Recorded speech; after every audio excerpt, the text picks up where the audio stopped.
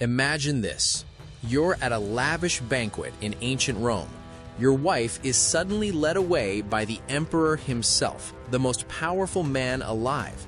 You can't move, can't speak.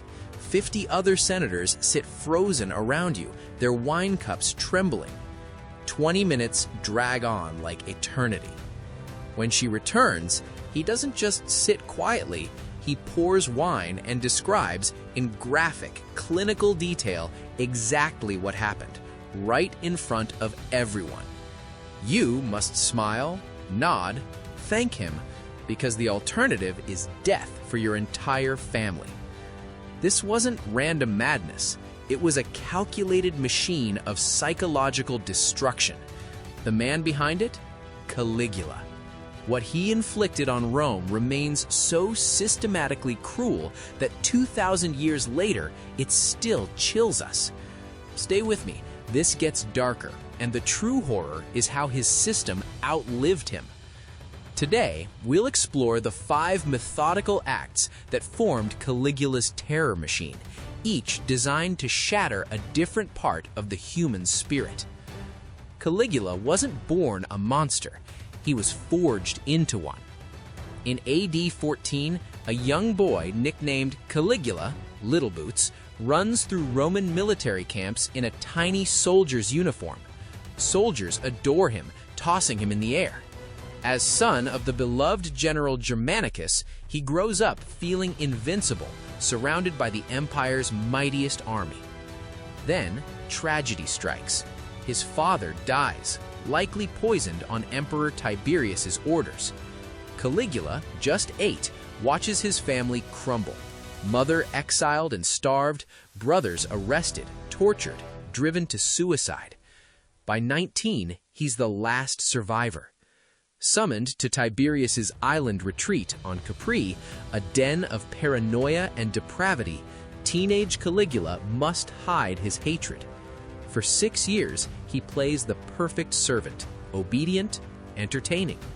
Suetonius notes there was never a better slave or worse master. He studies tyranny up close, burying his humanity to survive. In AD 37, Tiberius dies, perhaps smothered by Caligula himself. At 24, Caligula becomes emperor. Rome rejoices, expecting Germanicus's noble son. For 7 months, all seems well. Then, a severe illness strikes.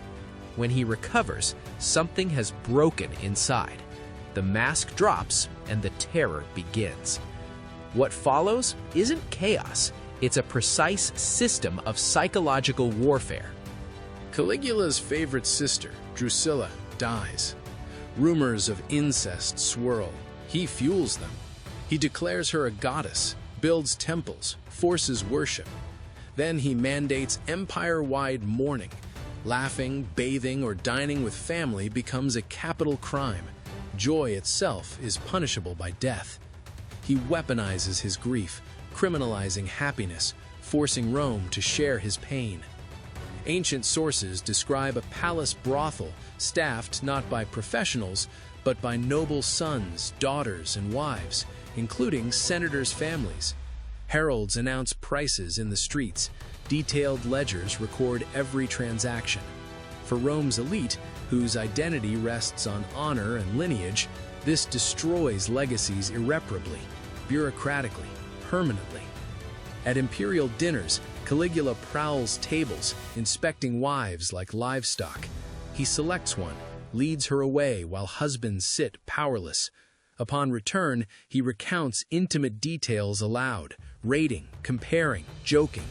Victims must laugh along, feigning normalcy, as dignity crumbles before peers. Private violation becomes public spectacle, eroding protection, authority, and social bonds. Caligula executes arbitrarily, forcing parents to watch their children's deaths up close.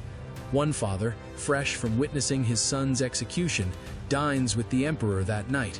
Caligula studies his face for any flicker of grief, any humanity left to crush. He denies even the right to mourn, turning love into vulnerability and parental bonds into weapons.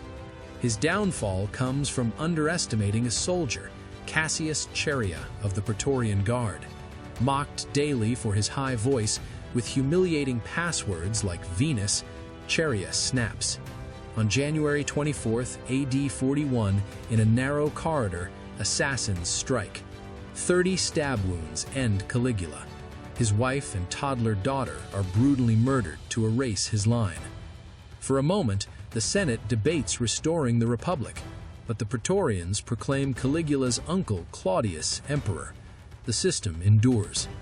Caligula ruled less than 4 years, yet his blueprint, turning state machinery into tools of personal terror, persisted through Nero, Domitian, Commodus, and beyond. He proved absolute power can systematize soul-crushing cruelty with no checks to stop it. Much evidence was destroyed on Claudius's orders. What remains, from Suetonius and Tacitus, is horrifying enough. Imagine what was deemed too vile to preserve. Caligula's real legacy? A warning. The worst tyrants learn patience, wear masks, and master the system before unleashing hell. Reflect on this story. What does it reveal about unchecked power in any era? Think deeply. History's darkest lessons are the ones we must never forget.